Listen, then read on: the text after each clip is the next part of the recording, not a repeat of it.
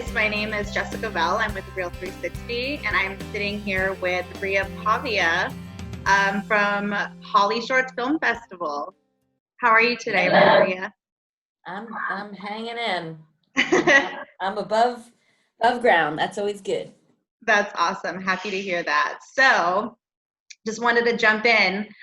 You have a new short film that's playing this week at Hollyshorts Film Festival called Second Team.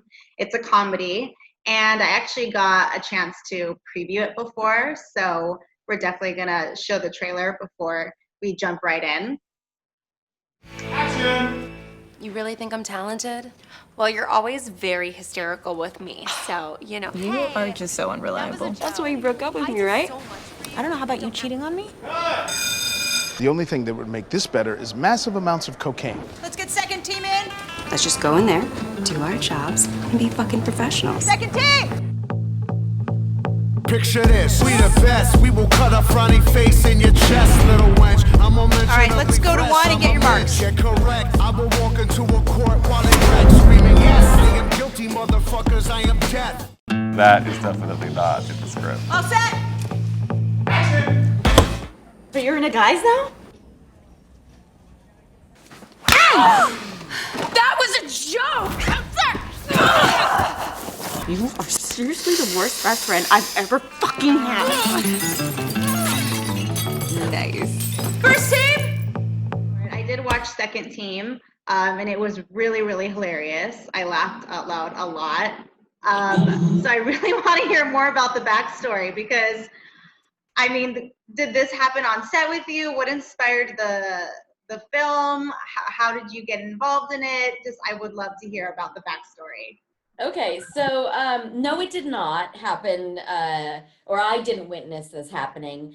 It's loosely based on a story that a script supervisor told me about a set that she had been on, wherein the drama in and around the second teamers far surpassed what was going on, you know, in the actual scenes. It was actually a male and female, the story that she told me, who had been dating prior to shooting, and they broke up just before, but they still had to be lovers or be stand-ins for lovers. They were in close proximity to one another throughout rehearsal and shooting, and it was very awkward. It's just very awkward. Like the tension could be felt throughout the set. And I thought, gosh, that's so fascinating because I spend an inordinate amount of time as an acting coach on TV sets, and I've always found stand-ins or second teamers fascinating. They're those unsung heroes. They're the forgotten ones. Second team, they come in and everybody goes to crafty, everybody lights the scene, whatever, and they are just kind of left, you know, in the ether to do what they do. And they're often, it's a thankless job in many ways. But I thought, you know, let's shine a light on them. Like what's their backstory? So I took a kernel of an idea and I spun it. I pitched the idea to a writer friend of mine who I greatly admire, Annie Weisband, and she churned it out in 5 days, and I love the script. Well, it is so funny. I think that I really appreciated the intro of the two actors coming in and then, you know, us jumping into the story, because I feel like when it always comes to doing short films, it's so tricky because you have like a short amount of span time to really discuss what's going on. And yeah. I think that the way that it was executed was, you know, perfect in every way. And the timing of the comedy was hilarious. I loved seeing, you know, the behind the scenes people kind of jump in their commentary of what's happening. And then I really loved when you guys brought in the second team and they reenacted the entire scene all over again. Because I guess I'm curious as to when the second team originally comes in and the stand-ins come in, do they typically do dialogue? Because I thought they were just stand-ins. No, I guess it depends on the set, but most sets that I've been on, they will go through the dialogue. I mean, sometimes it's abbreviated, and sometimes they'll just kind of mutter. And this is something fascinating I find, is that some second teamers take it very seriously and they will be off book and they will act, and then others are kind of like, yeah, because I feel like most of the stand-ins that I've heard of or seen are usually like, nah, whatever.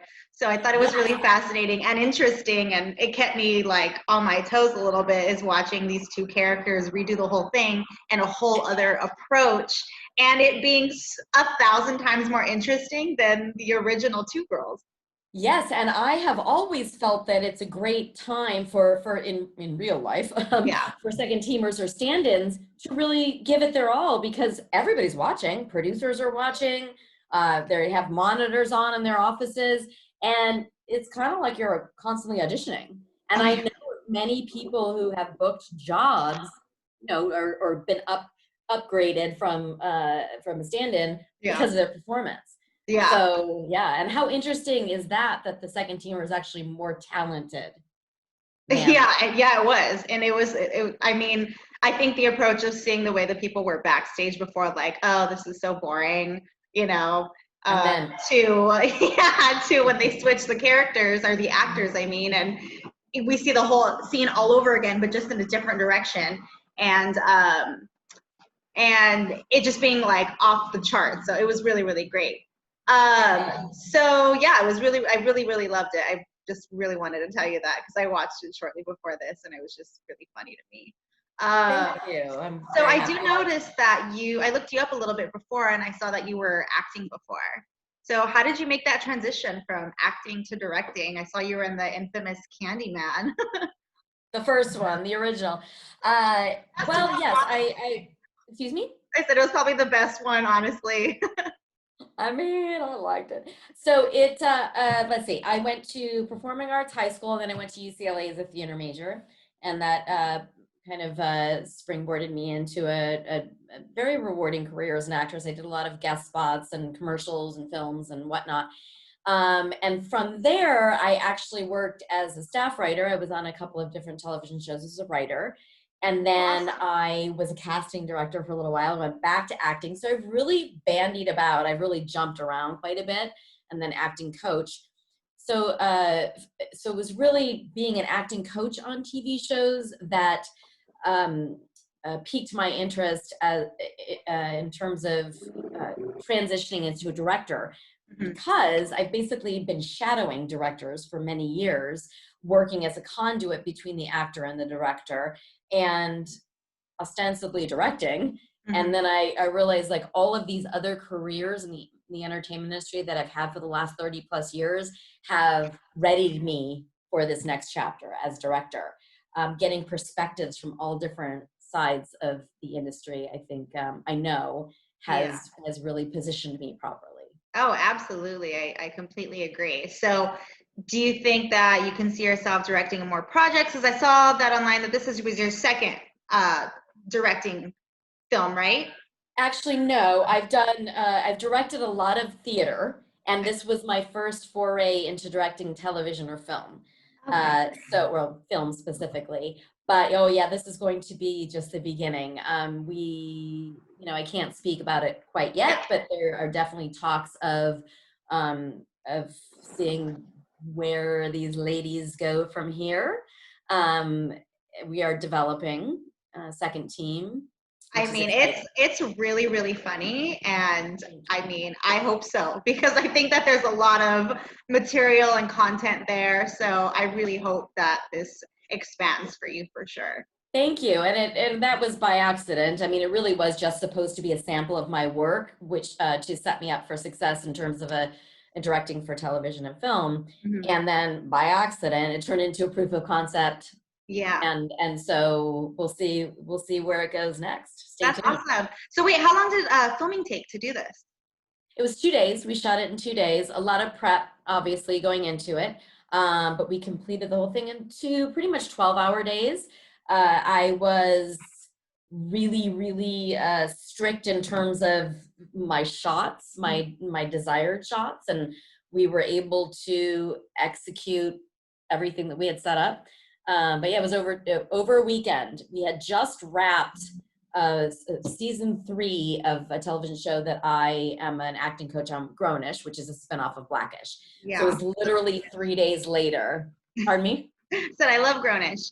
Thank you. Yeah, those are my 9 actors that I work with, all 9 of them. So we had just wrapped, and we shot that next weekend. And you probably noticed there were some people from Grownish. Yeah, I did recognize that. That's Francia awesome that you're able Raisa, to collaborate and bring. Yes, and actually a lot of the production assistants on Grownish auditioned for smaller parts in second team, and some of them ended up in it. That's awesome. Yeah. That's awesome. Well, I'm really excited for you, and I'm excited to see what happens with this short. There's definitely a lot of material there that I think would be wonderful, expanded into like a full episode. So thank you so much for sharing your journey with us today. And it's wonderful to meet you, and I'm so excited for what you have planned for you.